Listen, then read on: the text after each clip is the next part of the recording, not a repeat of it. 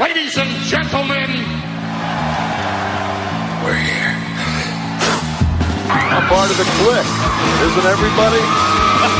Yes! Yes! Yes! I got an idea, yeah. Beat up John Cena!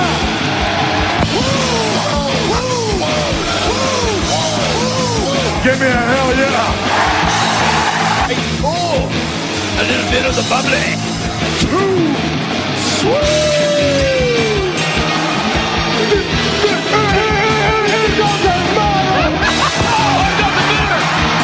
This is where the power lies!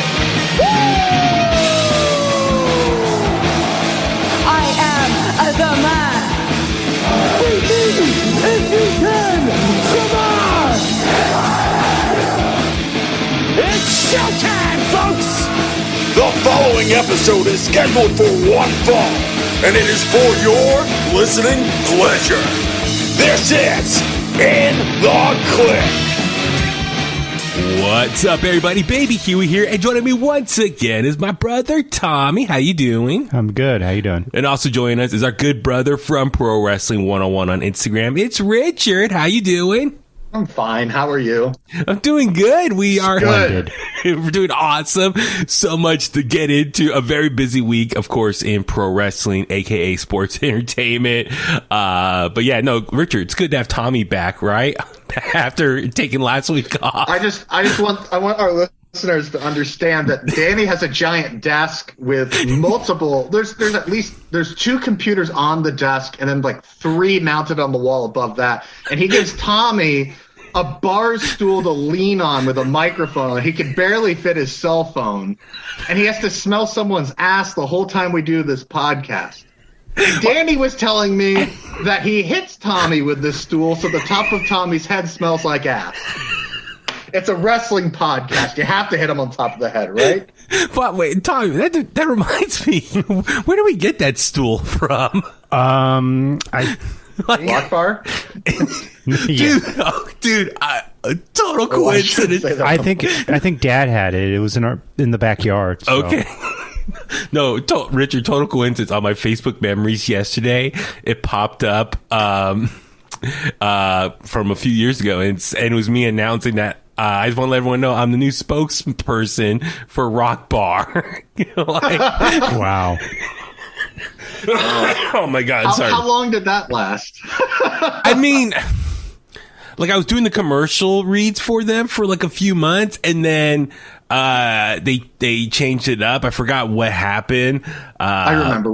We can discuss that off air. Yeah. And so, but it was just funny because like I was super excited because I was going to be the spokesperson on the radio for this awesome new rock venue in the South Bay. And but yeah, that popped up on my Facebook memories, and I was like, God, I forgot how many years ago it was. Now I think it was 6-7 years ago, right? Yeah, 7 years ago when it launched. Yeah, because WrestleMania for you, Samoa Joe and stuff. Yeah, so it was 2015. So yeah, this was 2014. So it was 7 years ago. That photo, 7.5. Yeah. Anyway, wow, good times. But no, here we are back at it. A lot of stuff to talk about from Raw to SmackDown this week. I mean, 3 big shows for WWE. Richard, you were talking off the air. I mean, just in general, you thought for the last 4 episodes between SmackDown, Raw, SmackDown NXT, to SmackDown, yeah, just epic, right? Knocked it out of the park. I mean, usually it's like SmackDown's consistently good. We get that. Yeah. But like last week's SmackDown was like the launch of SmackDown on Fox good, and like Raw was really good. Like I get it. Like Raw hasn't been the best, but there's like, my advice is always just don't watch the stuff that you don't like. Do something else. Get some popcorn, whatever. That's why we DVR it. Yeah. But like this one just kept me like looking at the TV, and it's just like this is a good Raw. This is quick, and it was match packed, and loved it. Yeah. So let's go jump right into it. Monday Night Raw this week, and there was a teaser. We'll just say that because remember on SmackDown, you and I talked about last weekend. Big E cut a promo after his match in Madison Square Garden, and he just name dropped Bobby Lashley, that he he plans on cashing in his Money in the Bank briefcase, his contract inside, and he hasn't decided if he wants to be Roman or Bobby Lashley. So that was the first time I heard Big E acknowledge that, yeah, he has Bobby Lashley's on his mind. It's not all about just Roman Reigns. Just because he's on SmackDown, he has thought about Bobby Lashley. So got a lot of people talking like, okay, maybe he can come over to Raw and cash in. And then early Monday, I want to say, or maybe late morning, early afternoon, Big E tweeted out, he says, I plan on cashing in my Money in the Bank contract tonight on Monday Night Raw. And then everyone just got super excited. Like, what? Like, he's calling his shot. And to me, that's obviously a very babyface move. Because if you think about it, Money in the Bank, depending on if it's a babyface or a heel who has the contract, heels very much try to take advantage of the opportunity, sneak in, cash in when the babyface champion is down, and try to get a quick victory and become the new champion. Baby faces, they more want to do the more honorable way of calling their shot and make it more of like a traditional one-on-one match, which we'll kind of talk more about that, how this match played out on Raw. But Richard, everyone was like, oh my God. For me, it was a great way just to kind of get people amped up to tune into Monday Night Raw. You know what I mean? As far as, okay, there's some suspense already going into Monday Night Raw this week. He's got to tune in, see if Big E is going to cash in his Money Banker or not. I mean, for me, I was a little hesitant. I was like, man, he's really calling it that early? Like, yeah. I was a little worried, like, oh, there's going to be a swerve or something's going to happen. Yeah, it's kind of like something's got to happen. Like, it's like, are we going to, is this where we see like the Hurt Business come back together or something? But it's just like, no. Well, we'll touch about that a little bit. Just a little teaser might be coming our way. So, Raw starts, and we see, Bobby Lashley come to the ring, Randy Orton, and Big E. It was announced that the WWE Championship match that originally was scheduled for Extreme Rules has been bumped up a couple weeks to Raw this week, and Randy Orton versus Bobby Lashley, and got a lot of people excited, like, oh God, all right, championship match. But then Big E comes out and says, yeah, I do plan on cashing in my Money in the Bank briefcase. What do you think of this opening segment here? I really thought I did a great job of setting the table, the tone of suspense for the rest of the night. I liked it a lot, and you're 100% right. And I thought maybe that's part of why Raw was so good too, is they kept that theme all night with Big E. Like, it wasn't just something we saw at the beginning and the end. They kind of showed him in the back with people. And my only thing I didn't like about the beginning is I felt like Bobby should have slugged him in that opening segment. Yeah. And I feel like Big E should have rolled out and walked up the ramp and smiled and just showed him the briefcase. Oh, okay. I see what you're saying. Like, all right, you got me with that one. I'm going to get you with the next. Yeah, well, that's the thing is a lot of people were questioning, okay, how is WWE going to explain this title match get bumped up from Extreme Rules to tonight on Raw? And I thought they did a pretty good job. MVP calling out Randy Orton, said, you went and talked to people in the back and you got this match moved up earlier. And then Randy Orton says, yeah, I did, because I'm Randy Orton. I can call my shot. And I kind of like the way they explained it. And he says, I really want to get my 15th title win.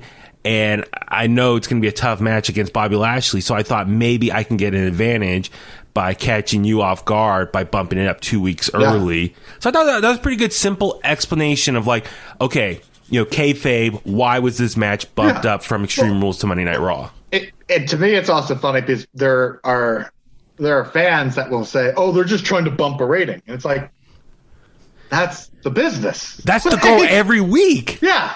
Every week you want to put your best show out there. Yeah. And that's like saying you're the Bulls and you got Michael Jordan, and it's like, oh, we're just gonna save Michael Jordan for the big games. Yeah, for the playoffs. Okay. Like, why? Yeah, no, it's nice getting a nice packed episode of Raw every week. Yeah. It's kind of nice. So, from a creative standpoint, I like the way they set it up. As far as Randy Orton kayfabe, it says, I know I do have this title opportunity, and I do plan on facing you one-on-one, but I think the one way I can get an advantage is maybe catching you off guard, unplanned a little bit, is having this match moved up tonight. So I pulled some strings because I'm Randy Orton, So I thought that was, okay, fine. I'll take that. That's a simple explanation. And MVP calling him out. And then, MVP was calling Big E, you're just a jokester. Who are you? You just jump around here, shake your hips and all this stuff. And then Big E says, hey, you guys have your match, but just know I plan on cashing this in tonight. So he's adding, like I said, that extra layer of suspense. Like, we're going to get this title match between two of the all-time greats, between Bobby Lashley and Randy Orton, and then Big E is going to be hovering around. I was like, that is perfect. I love that. Yeah. Even was it Vince Russo on Chris Van Fleet a few months ago when he did an interview? He explained, he explained, that's I think how he used to write Raw back in the Attitude Era. You set like your A storyline in place, the beginning of the show, and then it just reference it throughout the night to the main event. It's funny. If you go back and watch it too, like it's almost the same formula for Raw for week after week after week with Austin. It's just Austin starts the show, Austin or Vince. Yeah. And then how is that going to go throughout the rest of the night? And they figured out a way every week. And part of that, like I get it. Like people say, oh, it should be more like that. Part of what made the Attitude Era the way it was is the players involved. It's not necessarily the writing or the writers. You could have had shows that didn't have any storylines, that were just matches, and it's the characters that people like. I get it. There is some responsibility in the wrestlers of today and not just the writers of today.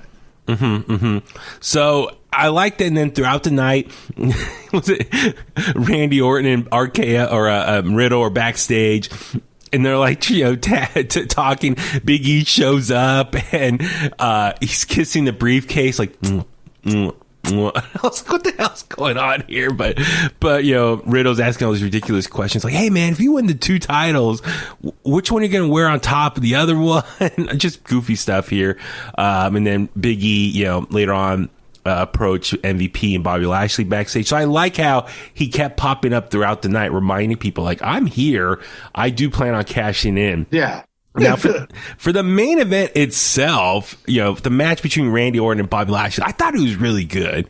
I mean, Richard, come on. These are 2 veterans, 2 big hosses.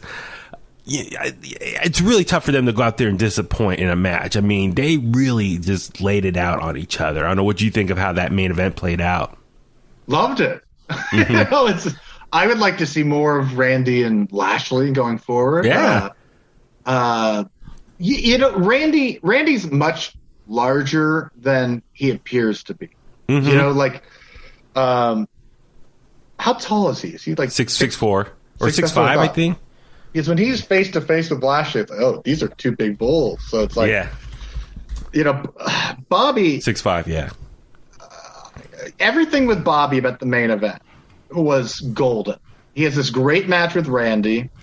When Big E does decide to cash in, I mean, when the cash in happened, it almost felt like I'm going to go way back here. Okay. From what I've read, because there isn't any video of it, it felt like the description of when Bruno Sammartino defeated Buddy Rogers for the WWF Championship. He's basically Rogers told the world that he's having a heart attack, and I can't defend it. And Bruno just charged him, put him in a torture rack essentially. Yeah, and beat him for the belt. And this was great because you had Bobby like saying, "Oh God, my knee, I can't." But then like he's throwing fists. He's a fighting champion throwing fists, and I mean, for a minute you're almost like, "Is this going to be the swerve that Lashley's going to retain?" Yeah, but Big E gets him in the end, and it's great. Yeah, so that's the thing too. Is I also forgot to mention the opening segment.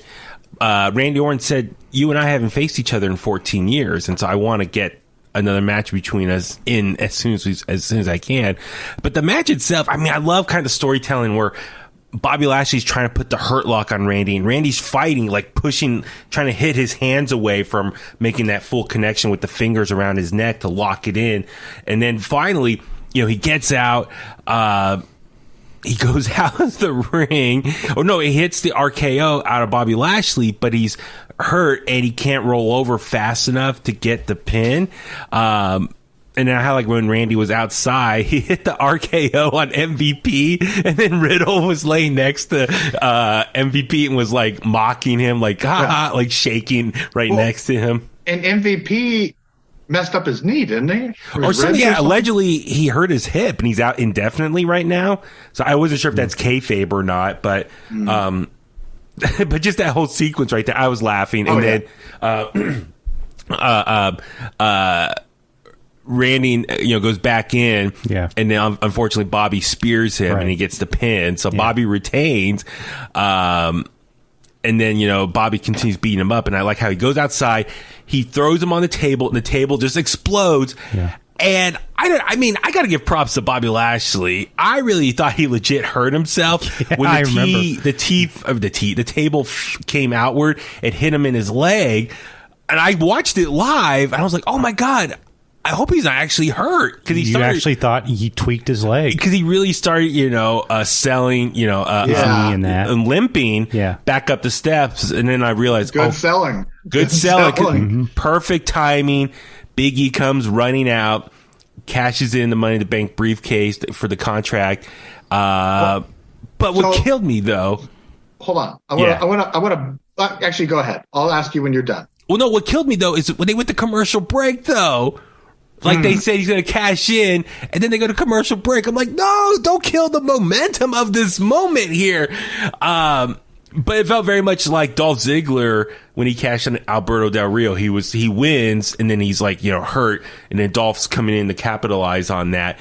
But Big E, they come back from the commercial and then they introduce everyone. So it's like, okay, they're kind of giving him some time. So it's very much more baby face that they're going to set this up like a beginning and end with an actual match here. And so the match starts, and then I like how Bobby was getting some offense, and I'm like, oh my god, like, can we see Bobby actually retain, and like Big E loses his briefcase for nothing? But I like how Big E took his knee out, again, hit that same injured knee, and then ultimately hit the big ending and won the WWE Championship, and the crowd popped in Boston. Bananas. I mean, in the New Day, Xavier and Kofi come running out. There's some fan footage online showing them running down the ramp, and they celebrate and stuff. It was great. Do you think there's a missed opportunity that the rest? I feel like because of who won the belt, clearly you saw tons of people from WWE and AEW. Yeah. Do you think there's a missed opportunity that didn't have the locker room pour out and surround the ring and applaud him? No, I think it was just fair for just his buddies, Kofi and just the New Day celebrating. Exactly. I was waiting for them to try to lift him up, and they never tried. Yeah. They never tried to lift him up like they did with Kofi at WrestleMania. Yeah. It was. I will say that was kind of the nice, cool thing that everyone, regardless of their babyface or heel, broke kayfabe. He had time to hold up the belt, and he didn't just win it, and then we got the credit copyright at the bottom, the lower third. So that would have been really cool. Extra moment, add to the moment as far as the whole locker room coming out and cheering him on. Yeah. It would have been a nice touch. But that was cool on social media, though. Everyone broke kayfabe and was congratulating him. So that's kind of cool. Just the whole wrestling community really rallied behind him, and apparently the locker room loves him and stuff. So apparently everyone loves the guy. So it was it was a really cool moment. I don't know, did you notice when Big E first ran down the ramp, you saw they cut to Bobby's face and he was almost kind of smiling a little bit. Like, I think he kind of knew this is a special moment for Big E, and I'm sure he was probably happy to put him over. Bobby, it's interesting. Bobby Lashley's WWE run altogether has been pretty moment filled. I mean, he's in the Battle of the Billionaires match, remember? Yeah. And he had that moment where he drove, he threw his body through a cage. Yeah, who was that for? Was that Batista or was that Big Show? No, that was leading up to Umaga for WrestleMania. That's right. For WrestleMania 23. Awesome moment. But he took Braun through I was just going to say, he had that awesome moment with Braun. He had the moment where he wins the belt. The guy, is someone that I think we should be appreciating. I think we are. Well, and I'm going to say, I think, I mean, the Hurt Business itself, as short-lived as it was, people loved it. It made that Raw underground. Yeah, well, I will say that I think we are celebrating Big E's win. Congrats. And we're all super happy. But we all should applaud and give Bobby Lashley his flowers. What an amazing title reign. Yeah, what a bookend title reign. I mean, and that's the thing. The last 2 title changes have been on Raw. You think about it. When Bobby Lashley won, was back in, February? Yeah, we beat The Miz. Big E here on Monday Night Raw. Yeah. But if you think about it, in the last 7 months of Bobby Lashley's title reign, it was pretty epic, man. Dominant. And he had a great WrestleMania match with Drew McIntyre. Yeah. I mean, that's the thing is... and Hell in a Cell. And Hell in a Cell. Yeah, I mean, that's something, Richard, you and I were texting earlier in the week, was they've really booked Bobby Lashley very strong. And even though he was a heel, I think we were all very satisfied how he was presented, how he was dominating. And how he was booked. Yeah, even the character work. Because remember, he was celebrating a lot with the ladies and partying. And then even when he thought he was getting a little too weak, he used the opportunity to snap out of it and kind of amp up his anger, his monster-like ways. So, it was very fun. So I do want to acknowledge Bobby Lashley. I hope this is not the last time he's WWE champion. Yeah. Now, I mean, I'm sure Big E's going to get, hopefully, a good title reign himself. But I do want to see Bobby Lashley get another opportunity as WWE champion. Or who knows, even Universal champion down the road. I mean, that could be something to keep an eye on. But you did mention something about the Hurt Business. MVP the next day posted on Instagram a photo of him and sitting next to Shelton Benjamin on an airplane, and he says, talking business, like I'm paraphrasing. So a lot of people are speculating, oh my God, is he talking to Shelton Benjamin, trying to recruit him again? And then even Cedric tweeted out after Bobby lost, said, I'm paraphrasing here, wish you had some backup, huh?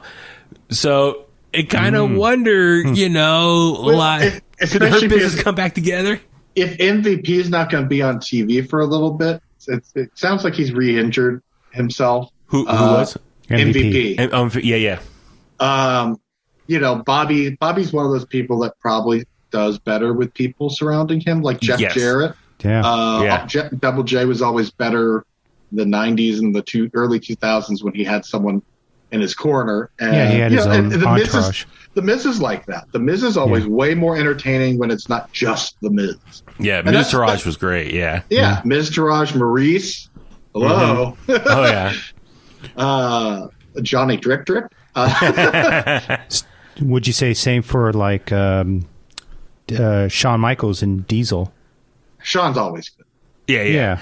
No, but sometimes some guys just do better with people around him that the person can feed off them and really amplify their character. I think that's what Richard's more or less saying here. So I don't know. I mean, listen, there's been rumors that Keith Lee might be going heel. I mean, maybe, Cedric talking. Imagine. We said it months ago that back Keith in December. Keith Lee would be a great addition for the Hurt Business. So here's my thing is, Cedric is kind of running his mouth on Twitter. I wonder, could they reform the Hurt Business but upgrade, not keep Cedric, but bring in Keith Lee in as a replacement? Or who knows, if MVP is going to be gone for a while and they still want to make it a 4-man group, maybe it could be Bobby, Keith Lee, Cedric, and Shelton. I don't know. I this is just speculating and fantasy booking here, but I would like to hope that make it the modern day 4 Horsemen, and MVP is your JJ Dillon. Yeah, I would love that. So I don't know. We'll see what happens. I mean, there's I think a lot more story there, and I think it's going to be crucial how they treat Bobby Lashley going forward. I wouldn't be surprised they might keep him off TV for a bit, just for he's had a lengthy title reign, probably give him some time to rest. I'm assuming he'll definitely have a match against Goldberg at Crown Jewel in Saudi Arabia in October. Because remember Goldberg, the last promo he cut, it said it's not so much about the title. He just wants revenge against Bobby. Well, now the title's off Bobby, so the two of them can just go at it and just have a match. And then even Goldberg can get his win back from Bobby, and Bobby's not the champion, so wouldn't hurt him as much. So we'll see. But no, Rich, I do want to say something you and I were talking about via text earlier in the week. One thing I give WWE credit in the last couple years, how they really treated the WWE Championship as far as the champions it's been some really epic title reigns in the last couple years. I mean, AJ Styles, Daniel Bryan. Daniel Bryan had a really fun title reign as, the Planet Champion. Planet Champion. But then Kofi Mania, how hot he was and the reign he had. Unfortunately, ended kind of obviously abruptly with Brock Lesnar. But Brock Lesnar had a great title reign himself. Remember, he entered the Royal Rumble as WWE Champion. Yeah. And then, of course, Drew McIntyre, had 2 title reigns during this pandemic, and we've talked plenty of times about him. Now, granted, Randy Orton and The Miz had short title reigns, but you pointed out in the text was they're transitional. They were kind of helped put over the next champion. And, so Bobby Lashley, Big E. So you and I, we've been very happy of how they really treated the WWE Championship. Even though the Universal Championship gets a lot of love in the mainstream media, the way they treated the WWE Championship, I've really been happy with. It's funny because there was a narrative for a while that WWE just flip-flops titles left and right. And it's like, when was the last time they really flip-flopped with no reason? Like, it's been a number of years since they've really had, hot potato belts. 2017 was the last. I'm looking here. Yeah. 2017 was Cena, Wyatt, Orton, Jinder, AJ. Yeah, that was 2017. So they've, you can tell by the people that you just read off, though, that they're trying different things because 3 of those people had never been WWE champion. Yeah, yeah. And one of them wound up having a pretty good reign and was very new. AJ Styles. Yeah, God, that was such a good. I do miss AJ as champion. He's kind of in that same spot that Seth Rollins was in last year. Yeah. And where he's trying to give the rub to somebody else. And luckily with him, his rub is working. Yeah. But at some point that's going to come to an end and AJ will finish his career there. I definitely want to see AJ get at least one more title reign, either Universal or WWE. He deserves it. He's arguably the greatest wrestler of the last 15 years. So, I definitely want to see him get one more shot.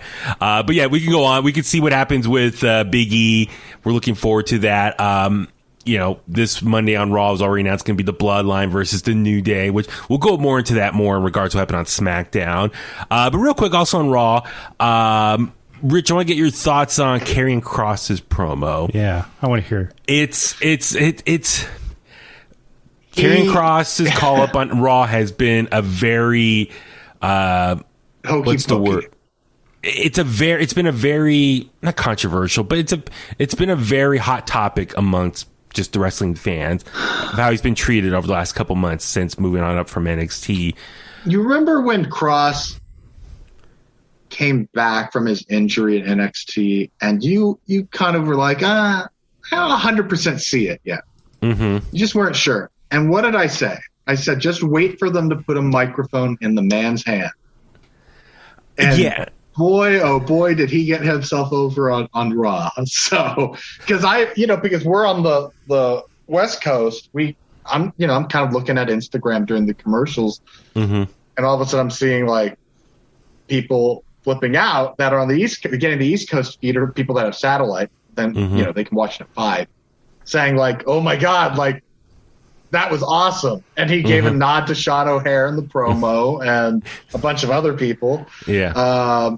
But that's the Kross that I know from Impact. That's the Kross I know from Lucha Underground and the Indies.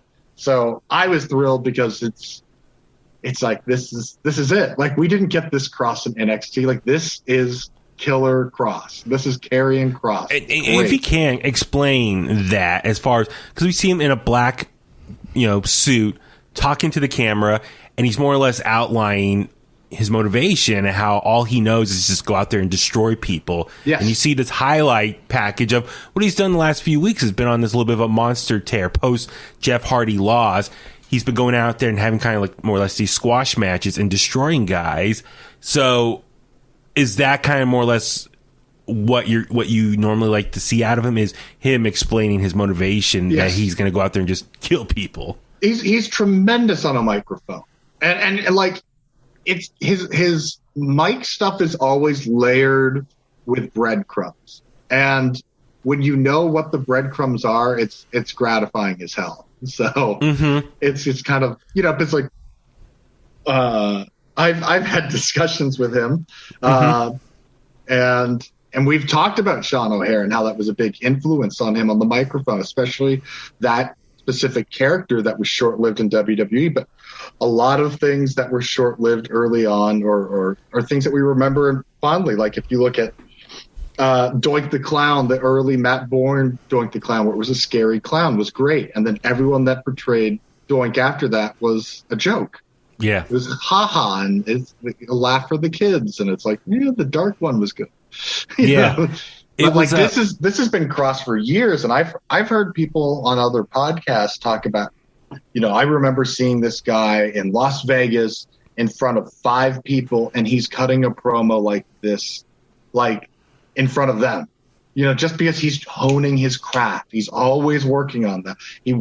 Everything with him is meticulous. Like I think we saw a little bit of, I don't want to say stage fright, but like testing the waters as to how physical he could be on NXT, and it seems like he's a lot more physical on WWE programming, though. Like the outfits have been joke worthy to some. I think that if you're paying attention to what he's doing and now what he's saying, it doesn't matter what he's wearing. It's a matter of what he does and says. Okay. And I think it's also brilliant now that they haven't had Scarlett with him, because if he gets over without her, imagine how much over he gets over with the crowd when she's there, because she's knockout.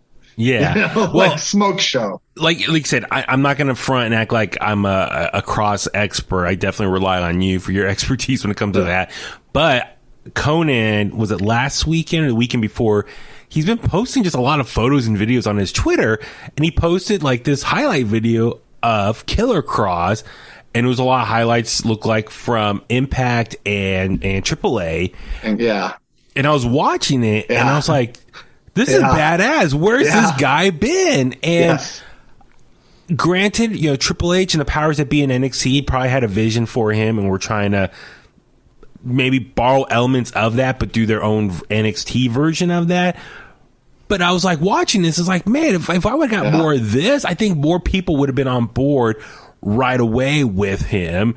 Now, granted, it's WWE, even NXT, they still treat everything very PG. I mean, NXT is obviously was the more hard-hitting pro wrestling favorite show, and we're not going to get blood and all that stuff, but that was the brand that probably could have been the closest to what we've seen in the past from him, or at least a platform to do it on. Now, granted, we're not going to get Killer Kross style stuff probably in Raw right now. I mean, unless there's like an accidental bleeding or something. But just that aggression, I was like, where's that been? Like, I wanted to see that. So at least it looks like from this promo, I felt very more, it's like a reset for him. For sure. Because there were people I mean, listen, I'm not a huge fan of the mask and like the costume he's been wearing to the ring right now. I think it looks kind of silly. Well, but I'll say this though, I said this to Kross, that it's like at the same time, 30 years ago now, people were laughing at the Mastodon mask that Vader had, and now they think it's the coolest thing ever, and when they make an action figure with that, everyone wants it. Or Demolition and stuff like that. Yeah, exactly, because those masks that Demolition had were short-lived, and they were kind of a joke at the time, and now people are like, those look pretty badass. It's like, yeah, they do. Well, as Daniel Bryan said, everyone's fickle. Everyone's fickle. But I will say this, though, with Kross, listen, we know the rumor was him lose to Jeff Hardy, and he loses again. And he goes on this losing streak, and it kind of snaps him to like, what the F, and like snaps out of it and just goes on a tear. Unfortunately, we never got to see. And then like Scarlett was going to come and kind of like amplify him or like power him up, her presence there. Unfortunately, Jeff getting COVID, I think that derailed that whole storyline idea. So we never got to see it truly played out. So now it looks like they're making a pivot, and this is their restart. It's like, okay, you know what? I think a lot of people are dwelling too much on that Jeff Hardy loss. Even that left a bad taste in everyone's mouth. It's like, okay, forget about that.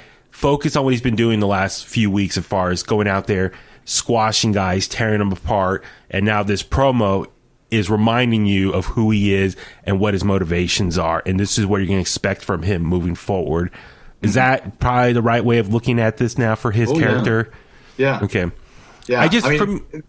Like I said, I think a large part of it, especially with NXT, and we really don't know where things were going to go with NXT because he did get injured when he won the belt. Yes. Yeah. But because usually you see someone's character in NXT, and we didn't get to see his character in NXT, but we saw a dominant champion, and I think they knew what they had. He didn't spend much time in NXT at all, if you think about it, from TV time to TV time. Yeah. So like that kind of says where he's at. But I also remember reading reports on him early on saying that he's really taken to like everything that the coaches say and improvements to make. He shows them every time he's out there that he's adjusted to what they've asked for. So he can listen, which is great if you're, this is a team sport essentially. But no, so I hope now, like I said, I still want to see Scarlett. I still want to see his old entrance from NXT. I still want those parts. So I don't know if that's the point of like they're slowly building up to those things to like he becomes like full power by the end, if that makes sense. Like I'm trying to. Oh yeah. It's like a video game. It's you add to your character. Yes. Okay. Exactly. I think a lot of people are jumping the gun.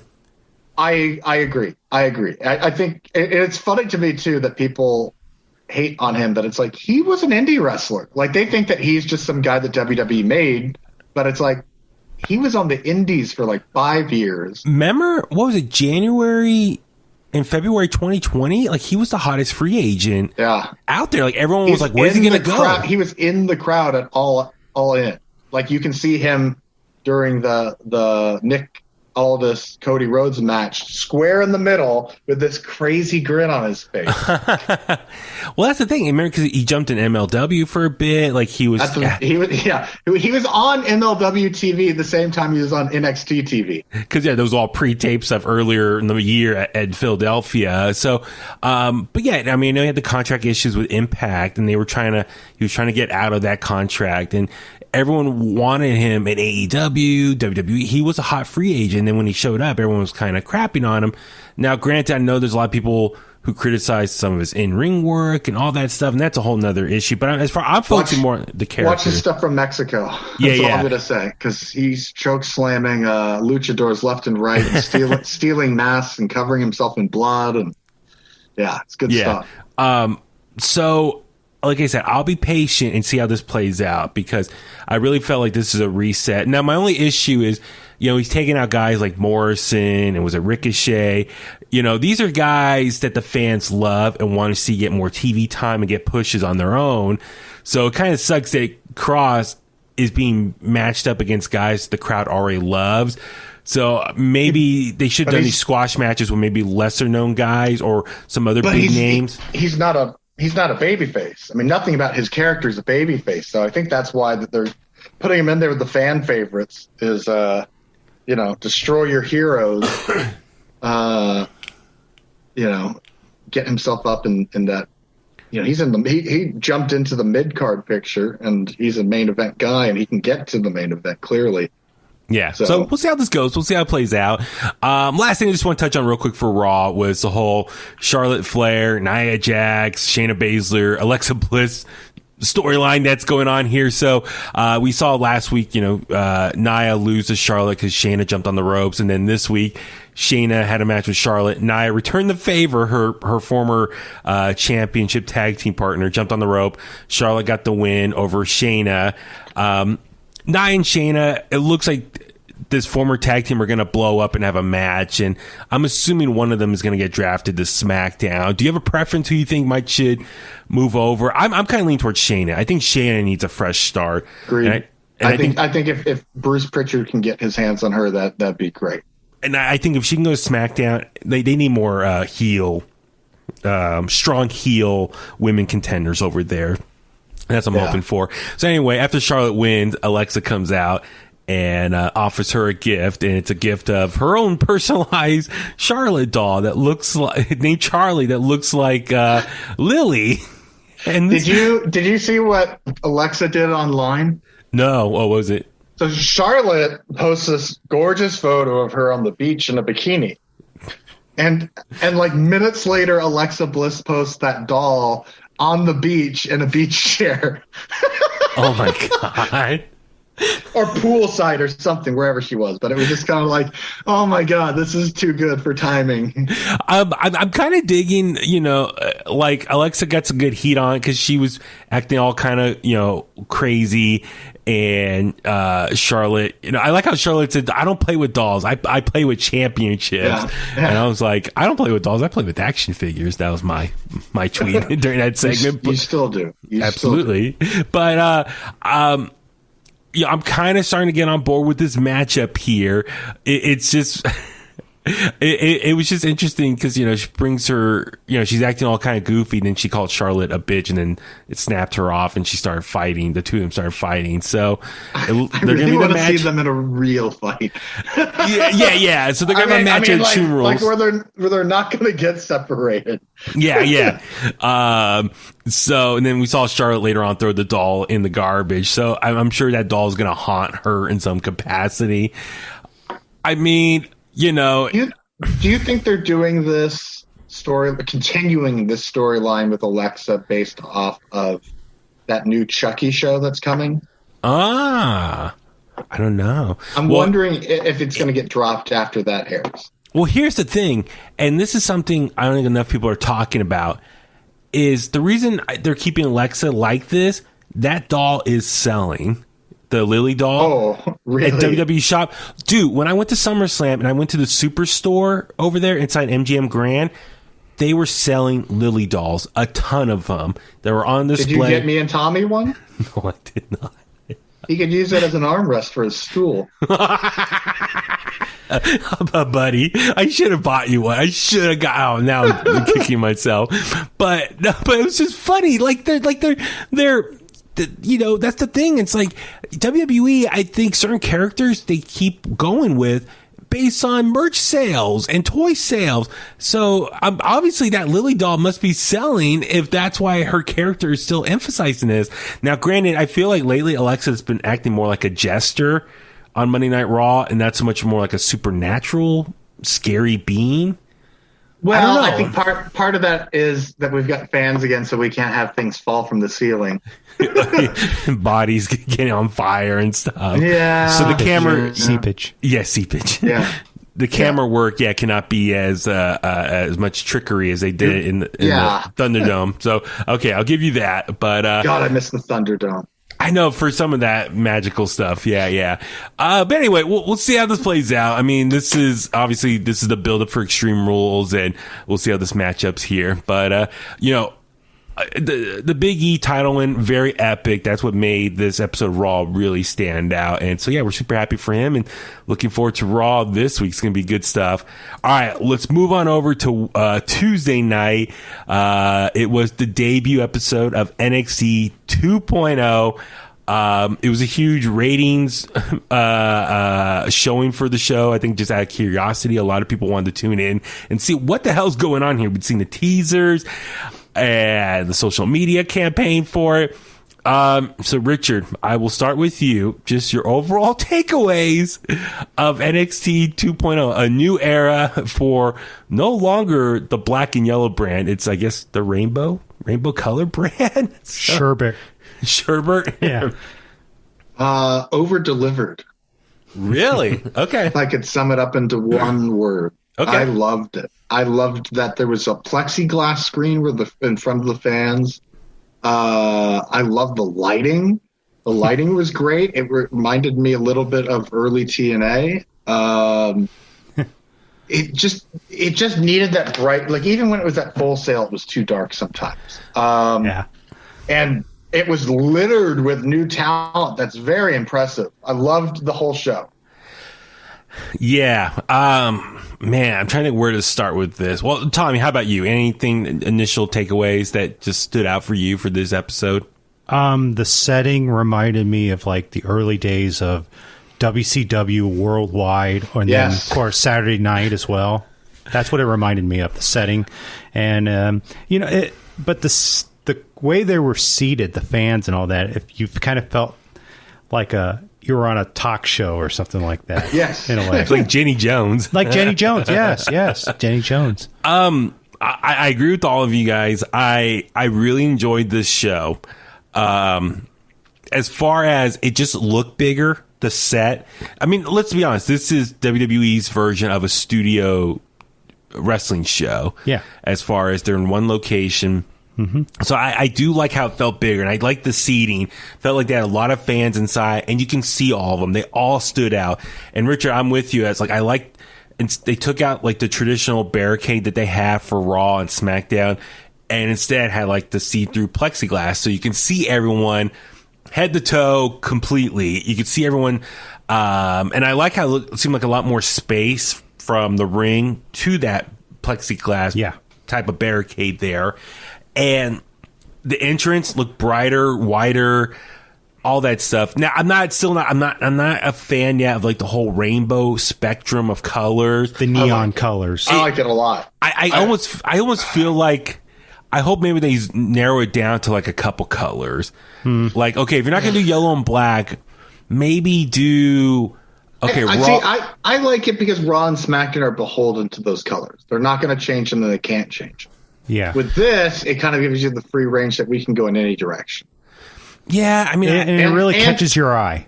And it's the palette NXT, and it's a palette of different styles and different people and different everything. A lot more diversity.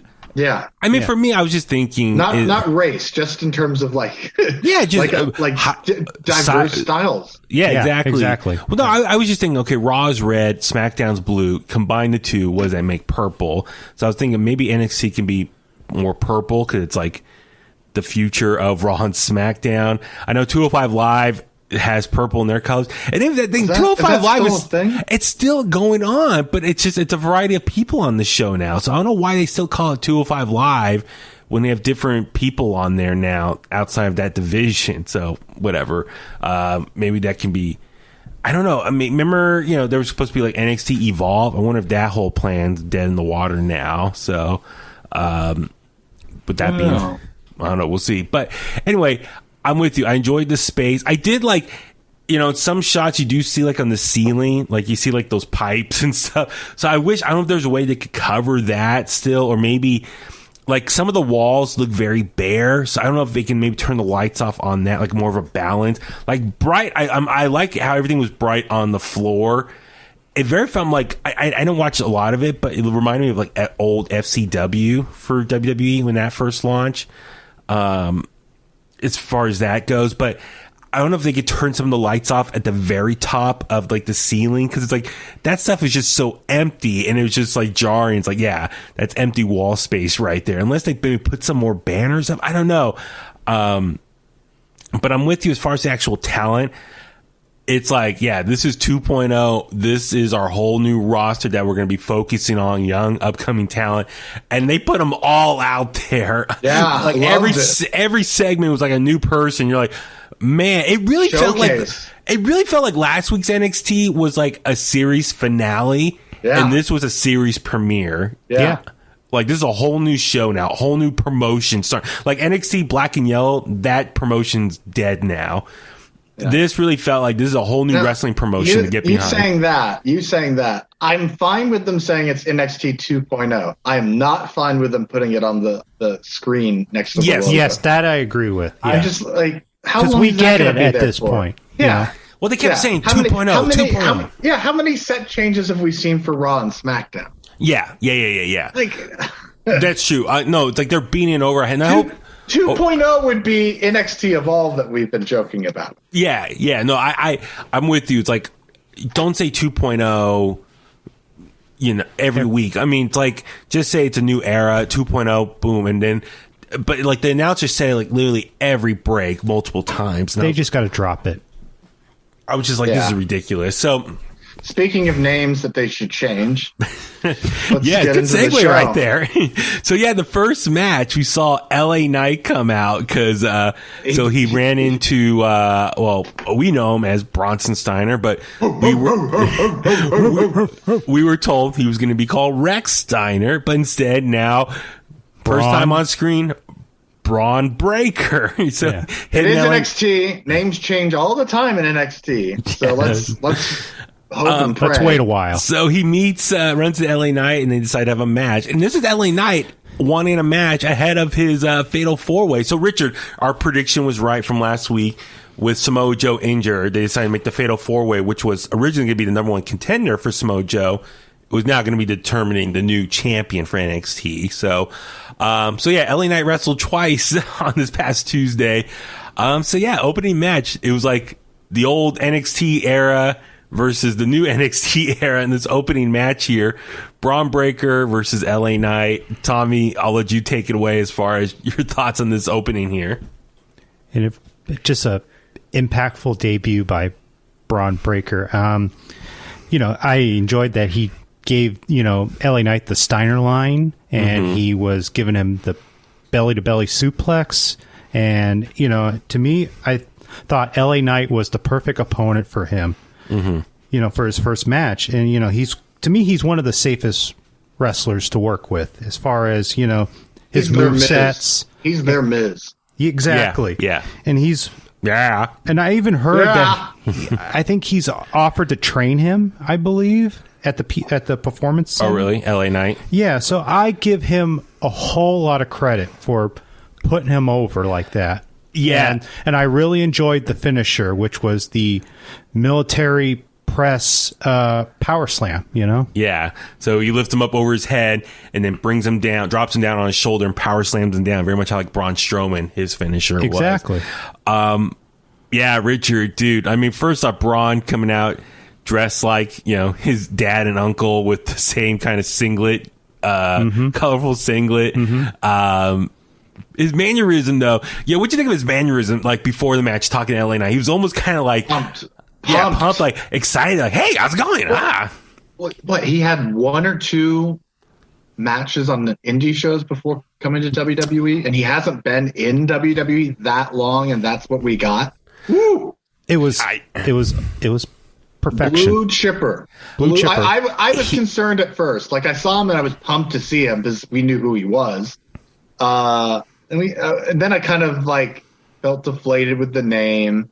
And then he got in the ring and it's like, oh boy, like this is not going to be like LA Knight's just going to beat up this kid to make him look good going into the main event. It's like, no, he's having a match and it's a good match. Like, it's not just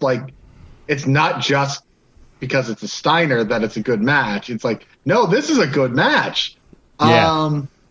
I'm wondering, do you think he's got that name right now because they want him to get over with the fans because of him and not because of his family name? I mean, Tommy and I were talking. Doesn't Scott Steiner have heat with Vince or Triple H? They don't care about that. I honest to God think that if they knew that they could make money off of him because of his last name, they would. And sure. I think that they treat everyone on a case-by-case basis because they've hired other people with reputations. Vic Joseph, shout out to him. He did name drop. So they were apparently instructed not to reference that he was a Steiner, but they did. But they did say Dogface Gremlin at one point. Yeah. Vic Joseph did drop that, so I was like, okay, that's cool. So if anyone who knows that reference right there to his dad. So I love the match. I love his performance. I mean, what a debut! It wasn't necessarily a squash, but he looked great. He got the Kevin Owens treatment on his first night. Yes, came in looking good in his match, and then we got a teaser later on with their most over person on the show. Yeah, so I mean, it was cool how throughout the night people were cheering and congratulating him. So almost like Cena-esque, and when Cena debuted on SmackDown and beat Kurt Angle. So he is someone to look out for. So, I mean, it looks like they're literally pushing to the moon. They're really going to strap the rocket on him. Yeah, I wonder if that's a sign. He's going to be someone that they're going to really push right away on the NXT brand right now. So, yeah, we can talk more about him at the end, what we saw. real quick, I'll go down just through the list real quick. So we saw Imperium defeat Josh Briggs and Brooks Jensen. Josh Briggs we saw in the breakout tournament. Were they they were the country tag team, right? Yeah, exactly. Brooks Jensen, his dad was used to be in Right to Censor, that big dude. Bull Buchanan?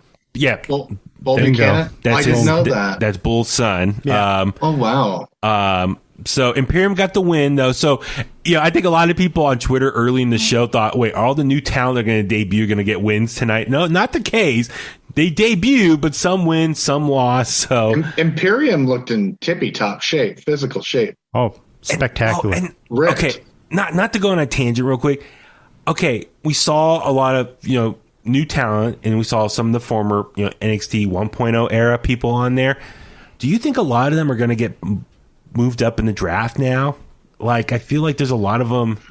We could save that maybe later for a conversation, but does Imperium stick around? Does Grizzled Young Veterans stick around?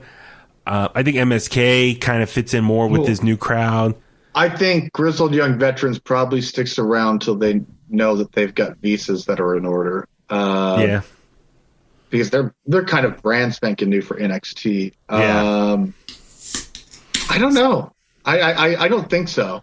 I think that you're still going to want people that have been there and been experienced before you send them away to help all this new talent. The new talent's not going to get over with help from the older talent. Yeah. So, but Briggs and it was cool. So what I'm getting at, a lot of the talent that we saw debut here were a mixture of people from the breakout tournament and people that have been signed with them, like new signees and stuff. So it's definitely a clean slate of new talent here. B-Fab got a win over Katrina Cortez. So it's cool. B-Fab finally get a match. She's been with Hit Row as like the hype girl, but finally to see her in the ring, that was nice to see. Yes, good looking girl. Yeah, and dude, Hit Row, I think they're really going to thrive kind of in this new era of... Yeah, it's going to be their show. Yeah, totally. I think they're going to run... Like how Undisputed Era ran the old NXT, I think Hit Row can run this. Weren't we supposed to get Frankie Monet against Raquel Gonzalez on this? Yeah, and it got bumped. Did they even mention it on the show? They didn't mention it. I mean, fans were upset because they did promote it heavily. It was going to happen. Then it got bumped last minute. I don't know when they're going to make up for it. There was something on YouTube, like WWE.com exclusive video.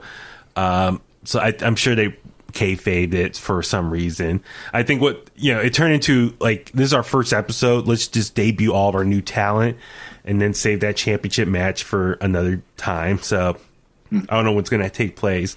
Carmelo Hayes, who won the breakout tournament here, cut a promo and introduced his buddy Trick Williams. This was a bit of a flop for me. Yeah, it didn't hit with me. No, because we don't know Carmelo Hayes besides a couple of matches that he's had. He's flat to me. I don't, he doesn't do it for me. Well, I wonder if the point of this promo was to kind of remind people that he does have a rough edge, or he's going to have a hard edge around it. He sounded very unsure on the microphone. Yeah. Very nervous. Yeah. Mm-hmm. And even Trick Williams, I mean, they attacked the Australian guy. But that Duke Hudson. Yeah. They attacked a heel. So it's just kind of like, is Carmelo Hayes a heel, or what? Like, what is he? Yeah. So I think Carmelo Hayes is a work in progress. I mean, he still has the contract. I don't know when he plans on using that contract to get a title match for winning the breakout tournament. So we'll see. He's a very athletic guy. A lot of people do like him. I do want to see more out of his character, though. I'm not fully on board. That promo did not really win me over too much. So I don't know. We'll see how it goes. And that's the thing. Keep in mind, Richard, as you said, this is a lot of fresh young talent. This is their first time on TV. So I think we're going to see, this is really back to developmental. Like people really testing the waters and figuring out who they are. And it's going to be a bumpy growing pains here. So that's something I got to kind of, for me, when I'm watching, not to be maybe super critical, because it's a different product now. Well, it's going to help because it looks different. Yeah, exactly. And, and that's the thing is, maybe with Vince and Bruce kind of overseeing a little bit more, maybe that will lessen that disconnect that NXT previously had with Raw and SmackDown. So when people get called up, people got mad when someone got rebooked or repackaged. I'm wondering now if Bruce and Vince are there because they knew ahead of time that Triple H was probably going in for whatever this Hart thing was, and that they probably wanted to oversee the way it's going to look as well. Well, I do know Kevin Dunn was there on Tuesday. Vince and Bruce, from what I heard or read, they were not there per se. I know. I mean, we'll get more. So Shawn Michaels was running it. Shawn Michaels did run the show this week, on Tuesday. Triple H is still recovering, so Shawn Michaels was the one in charge on Tuesday. I really want to know which new talent he has his eyes on. You know what I mean? Like, you know, he was very much Adam Cole, had his eyes on him, but now who the new talent he's going to have his eyes on. And then let's see, we saw Casey and Kaden defeat Gigi and JC Jane by DQ. Then we saw the re-debut of Mandy Rose as a brunette. Yeah. What'd you think of brunette hair Mandy Rose now? Foxy. Yeah. She can't look bad. She we saw the hair teaser to any color and she's going to look good. Well, so, okay, she got her face busted and she had the mask on, and then she had the hoodie on before the show, like backstage, and then she debuts as a brunette. So is this like her group? Are they supposed to be like these edgy girls now? Like, don't they have a nickname now, Tommy? Do you know? They have a faction name. Yeah. I don't remember what it was. By the way, I do like their music. It's Marilyn Manson, like a play on the Eurythmics cover. Yeah, Sweet Dreams. Sweet Dreams.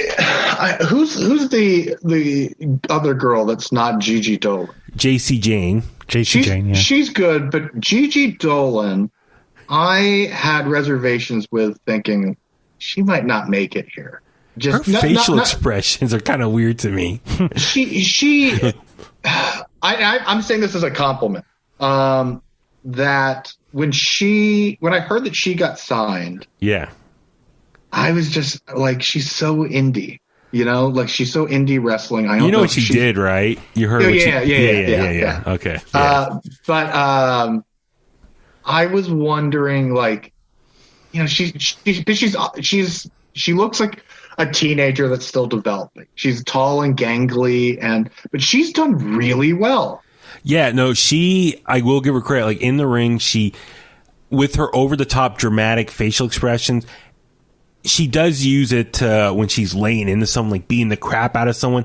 So, like, she does look a little over dramatic, but it's at least adding to the scene. Like, she's trying to really show that she's beating the crap out of someone. So, she really does have this cool, badass, tough edge around her.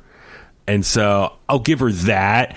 It's just like sometimes like her facial expressions seem like so over the top. I can't focus on what's going on here. Like I'm just staring at her like eyes getting all like big and like crazy looking. It's like, okay, like tone it down a bit, make it a little more believable because you look kind of more of just like a cartoon character. Yeah. You're not in the arena. They can see your face everywhere in the building. Yes. So, but yeah, no. So, and then it led to a 3-on-3 match that Mandy Rose team won here. So yeah, Mandy Rose. It's interesting because she was treated like such the blonde bombshell for years now, and now she's kind of going down more the dark hair. It's a smart move. It's a smart move. Not goth, but like hard edge look now. So this is really kind of a jarring 180 for Mandy Rose's character. So it's interesting. I would love to learn more about, why she got sent to NXT. Dana Brooke, what happened to Dana Brooke now on Raw? She's hardly seen now. So hopefully Mandy can do maybe some sort of a shoot interview and kind of explain what happened. So it's going to be interesting. We saw Ridge Holland defeat Drake Maverick. I wonder, because we've seen Drake Maverick on Raw. We haven't talked about this, but he's kind of back in the 24/7 title scene on Raw. But Ridge Holland, hey, he's one of the big boys, so he's probably definitely going to get a big push here. Tommy and Richard, your favorite, the Creed brothers. Oh, yeah. Ooh. Another match. It was a squash match, but they destroyed them. I was going to ask you, okay, so after the match, Diamond Mine, or actually before the match, or was it after? Diamond Mine cuts a promo. You see Ivy Nile. Yeah. So they added a female to the faction.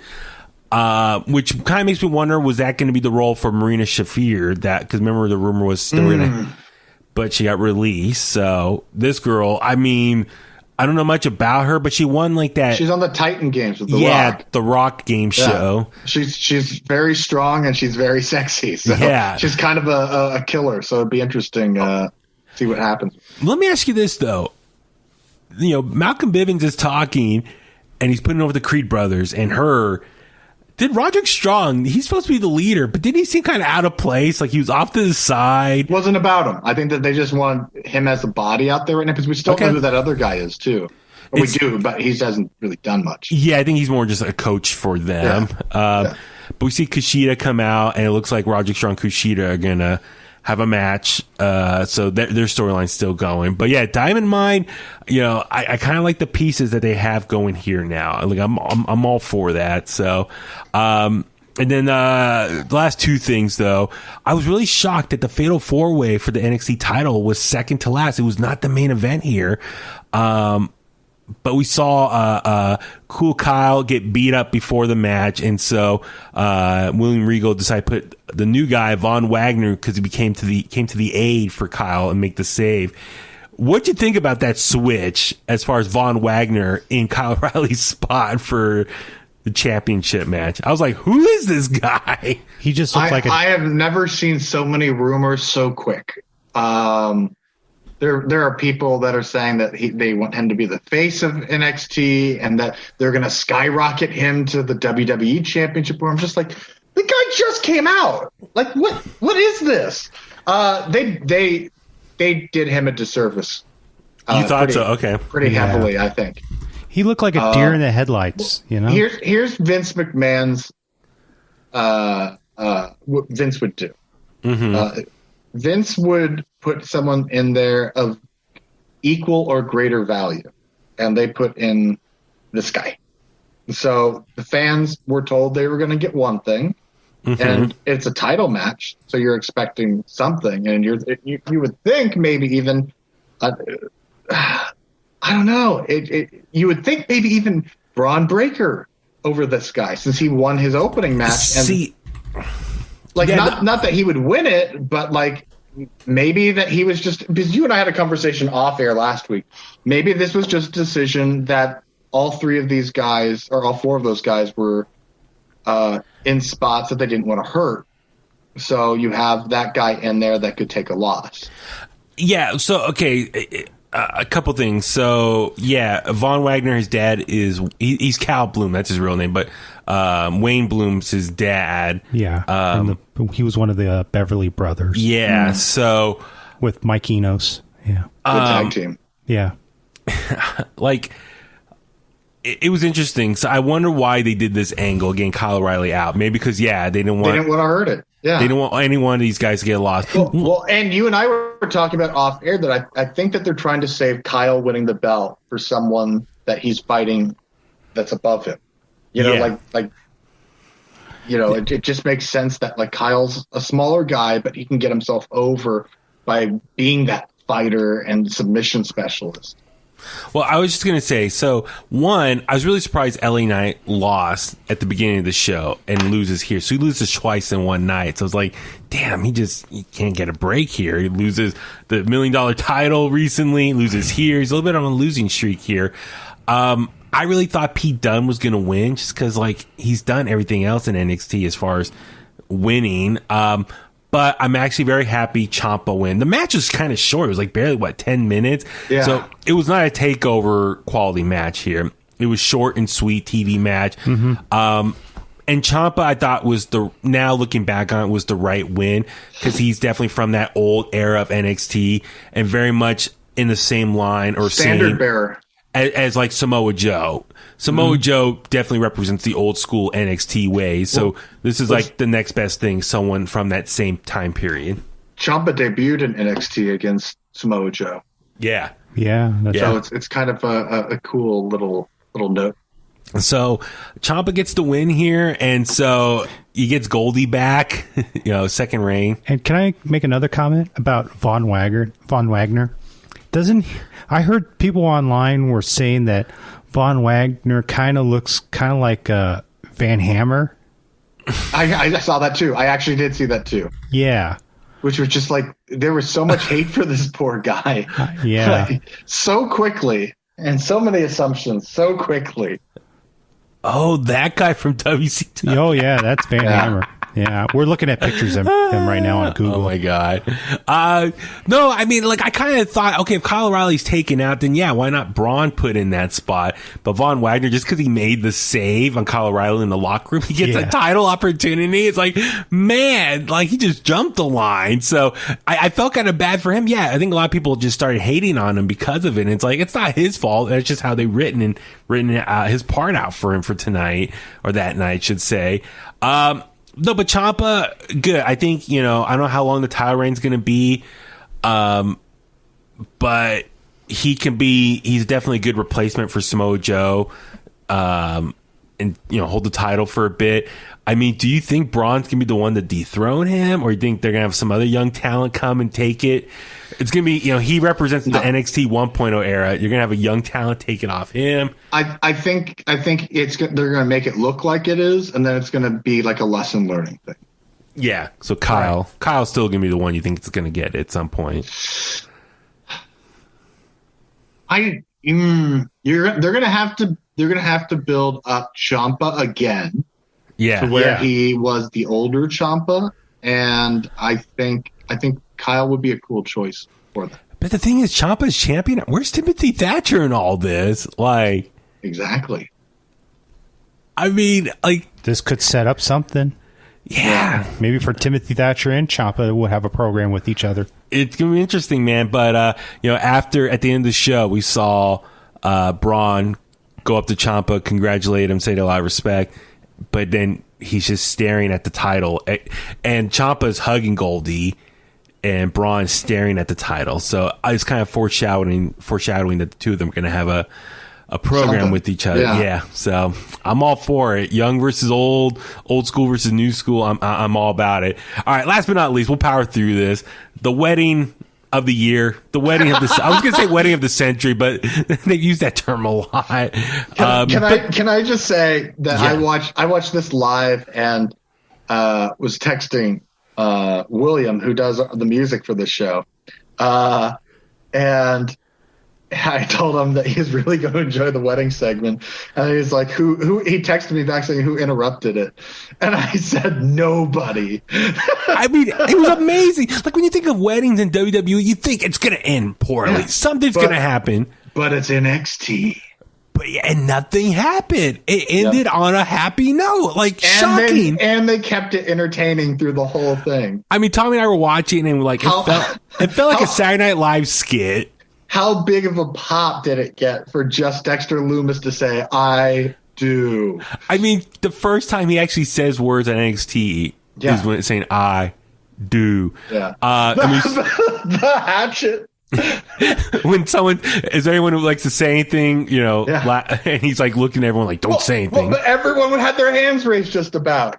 And then, earlier tonight we saw Damian Priest make a cameo. So we're like, oh, is Priest going to be the priest of the ceremony? And I thought when the what's it called? The person like emceeing it or overseeing it, Dexter Lumis took out that person. The priest or the minister, wedding whatever. host. Yeah, the minister. But Dexter Lumis took him out, choked him out, and then I thought Damian Priest was going to come in and make the save. But did too. But Beth Phoenix was all right. That makes sense. She's the biggest fan of this wedding. How about Austin, where's the ring? We're in the ring. We're in a ring, silly. See, let me ask you this. Okay, Austin Theory, he supposedly got called up. He was on SmackDown working some dark matches, Raw or a SmackDown with Davey Boy Jr. and stuff. Like, Austin Theory would be perfect for this new era of NXT. Like, he could easily be NXT champion. They might have just been testing the waters with him to see if he was ready.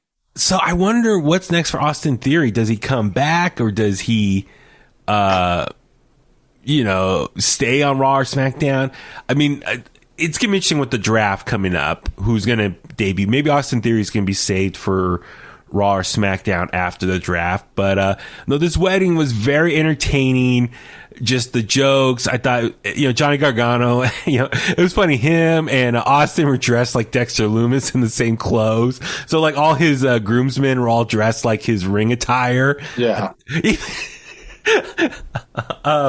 Cameron Grimes, he's headbanging and shaking his head. I thought the wedding was just very entertaining, very well done. Beth Phoenix with the save. She was registered online on some website last night because it is WWE, and I just wanted to make sure. No, but yeah, Dexter Lumis finally saying his first set of words ever on NXT, saying "I do," and yeah, him and Indi are married now. For real. It's like, where they go from here now? Where does Dexter Lumis go? I mean, I don't know. Like, what's next for all of them? I have no idea. I haven't even thought about that, so you just said it. Like, I mean, Candice, we know, can't wrestle. She's pregnant, which congrats to them. They released a video. It's going to be a boy. That was great. That was a great video on Johnny's Instagram if you want to watch the video. Go watch it if you haven't. But yeah, I thought it was really well done. Everyone was happy, ended on a great note, and great way to end the show. And that was the main event for NXT this week. So I think it was a nice way to kind of wrap up, the old NXT era as far as like these two people came up the ranks there, get married, and it was like a good conclusion, series finale for that.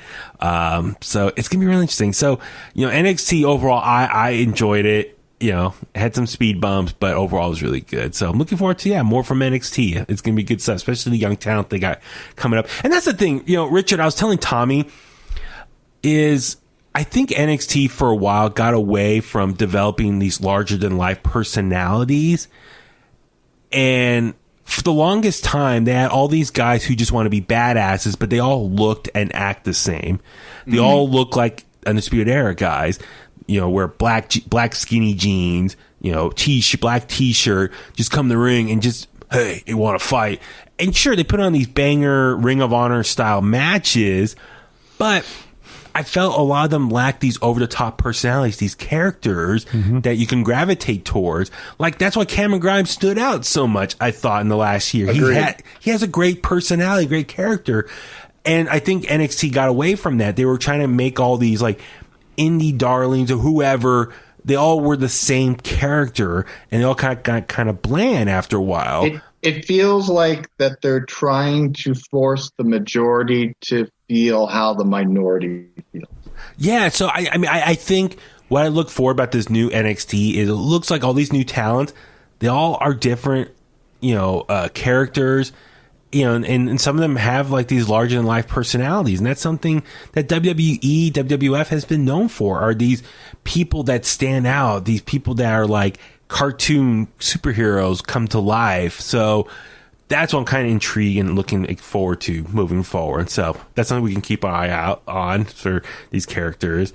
All right, we'll touch on SmackDown real quick. I know it's been a pretty long one here. So much going on with WWE. We saw the Bloodline come out, cut a promo. Big E came out, confronted them. And, so we saw champion versus champion. Richard, what do you think of Big E coming back on SmackDown? He's technically, I think, been moved to the Raw roster now since he's WWE champion. But what do you think of him kind of confronting Roman Reigns? Threw me off. You're not expecting him to be there. Yeah. So I liked it. I mean, it felt like exciting right off the bat. It's like, oh, cool. Wasn't expecting that. Yeah, and they confront each other. Finn Balor comes out, and then we see Big E versus Finn Balor, and Finn Balor versus the Usos. They pick up the win. It's just setting up Finn versus Roman at Extreme Rules, or I should say the Demon. We saw the Usos attack Big E later in the night, which set up the Bloodline versus the New Day on Raw this week. So looking forward to that. So that's going to be good stuff. Let's see. There's a lot that happened. We saw, looks like Apollo's going to get a match against Shinsuke after he attacked him after Rick Boogs defeated Robert Roode. Happy Corbin attacked Kevin Owens before they had their match. So that's going to be an ongoing thing. Seth Rollins' promo. That's what I want to ask you about. He comes out looking like the Tin Man from Wizard of Oz. This whole silver aluminum foil looking outfit. Yeah, What do you think of his suit game? That. I gotta get a suit like that. he dripped in silver. It's beautiful. Well, remember on SmackDown last week after he beat up and laid out Edge, he seemed kind of out of it, and he's like he didn't know how to feel and react. Well, now we know.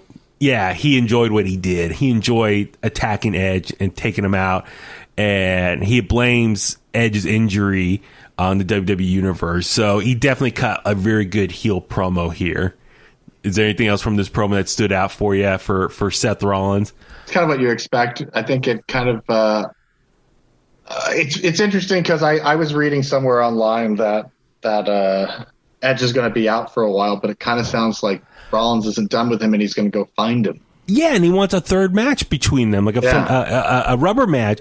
And I was kind of like, no, keep Edge off a while. Like I think I said last week, bring him back at the Royal Rumble. Like keep him off TV that long. But it looks like Survivor Series is the next big pay-per-view. Yeah, after Extreme Rules, so and Crown Jewel, yeah. So we'll see. But no, I thought it was a good promo from Seth. Just his motivation that he enjoyed taking out Edge, and he blames the WWE Universe for comparing him to Edge as Edge Jr. or Edge Light. So I did enjoy this promo here.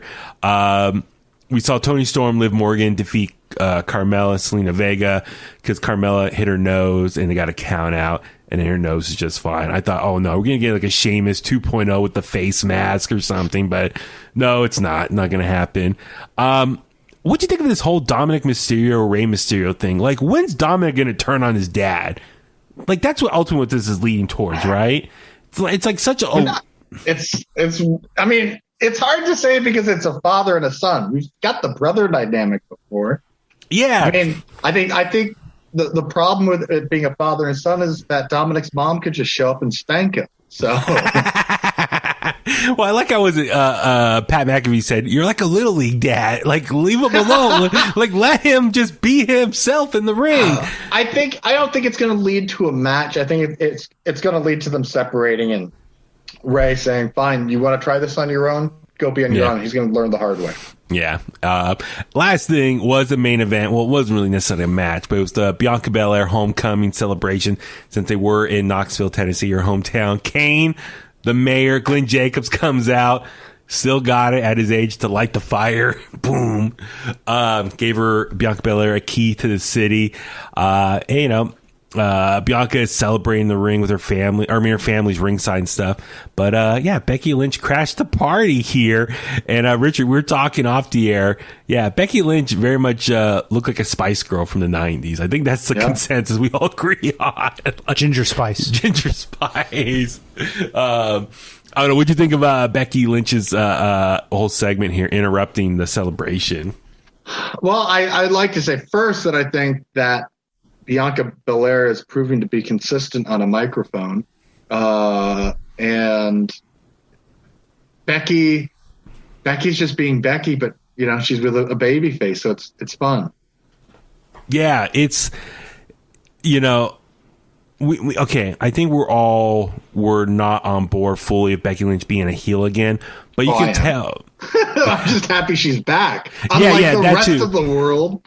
But you could tell she is doing her part to really put Bianca over. And that's something you and I talked about last week. I think the long-term story here is to help put Bianca over so they have more strong superstars in the women's division, baby faces. And so, I like how she interrupted and, Bianca went for the KOD, but Becky countered and, did the rock bottom on her and rolled out the ring and took her title with her. So Becky is full-blown heel here, which is interesting. But at least Bianca is still getting cheers. That was my concern, is Becky as a heel, people were going to love her. Hometown, and it looked like from all the video packages, they sent her all around town. To her old high school and stuff, so it's cool. I would love to go around my hometown, just, you are around your home. I know, I'm here all the time.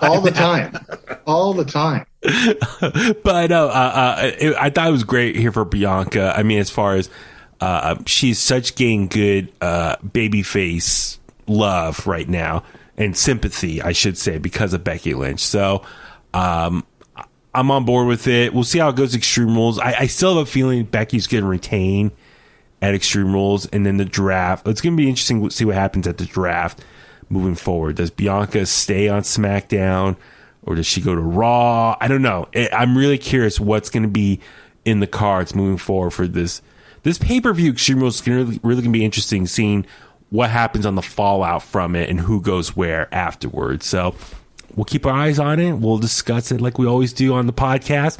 On that note, let's go ahead and start wrapping things up. Richard, where can the Kliqsters find you online? You can find me on Instagram if you're a nice person at Pro Wrestling 101. If you are not a nice person, please send your hate messages over to at Baby Huey 83 or In The Kliq on Instagram and Twitter. Tommy, how about you? Oh, well, you can find me on Twitter and Instagram at IronFist1982. I'm Baby Huey. Follow me on Facebook at Baby Huey Official. Twitter and Instagram, like Richard said, at Baby Huey 83. Follow at In The Kliq on all the social media platforms. Subscribe to us wherever you get your podcasts at, including YouTube. Merch, just click the link in our bio, inthekliq@gmail.com. All that good stuff. We, of course, always appreciate the love and support. And on that note, let's go home. And that's the bottom line, because Huey said so.